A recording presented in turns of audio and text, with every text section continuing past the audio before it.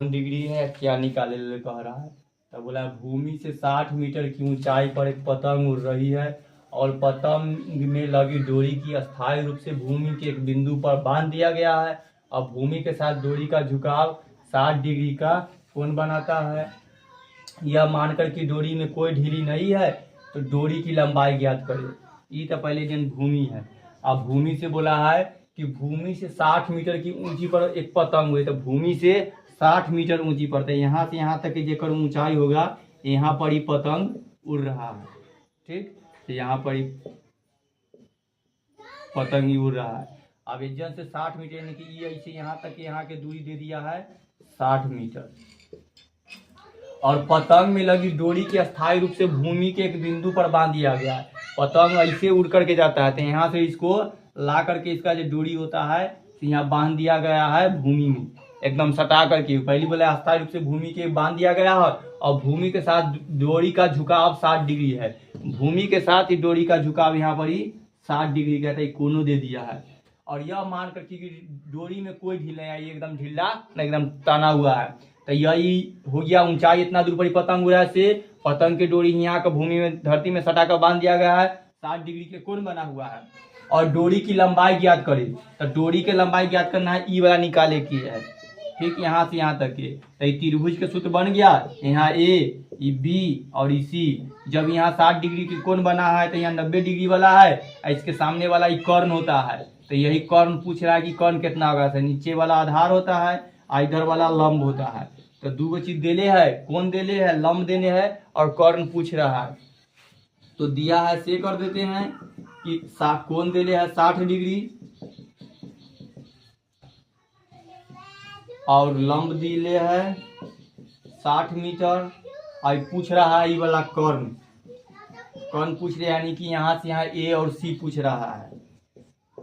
तो यानी कि जो या मान लेते हैं, माना की कर देते हैं कि ए सी है, यहाँ से यहाँ तक ए सी है ना, है पतंग की लंबाई। तो ए सी पतंग की डोरी की लंबाई है। हो गया, इतने से कर। और ये ए बी कर देंगे, तो ए बी भूमि से पतंग की ऊंचाई, ऐसी यह बात ऊपर में लिख रहे हैं। तो इतना हो गया। ऐसे हमको कह रहा है यही ए सी निकाले कर रहा है, यानी कि पतंग की डोरी की लंबाई निकाले के है, यानी कि कर्ण निकाले के। तो ये वाला ये बात है। तो यानी कि कोण देले है 60 डिग्री, लंबाई देले है यानी कि लंब देले यानी कि ऊंचाई देले है 60 मीटर, और कर्ण पूछ रहा है। तो लंब बटा कर्ण पर लगाएंगे तो ये बन जाएगा। तो यहाँ पे चित्र के हम मिटा देते हैं, ये सब के बना लेते हैं। ऐसी चीज चलो बना देते हैं। तो लंब बटा कर्ण के सूत्र पर लगाएंगे तो ये बन जाएगा। तो लंब और बटा में कर्ण, लंब बटा कर्ण बराबर होता है साइन थीटा। तो साइन थीटा रख देते हैं। और यहाँ पर ही लंब के मान जो दिले है से लंब के मान रख देंगे। कर्ण के मान मालूम न है तो कर्ण के मालूम निकालेंगे तो रखेंगे। साइन और थीटा के मान मालूम है, थीटा के मान कितना है 60 डिग्री। तो यहाँ पर साइन 60 डिग्री के मान अब अगला में रख देंगे। तो ऊपर में हुआ 60, नीचे कर्ण, और साइन 60 के मान कितना निकल के आया,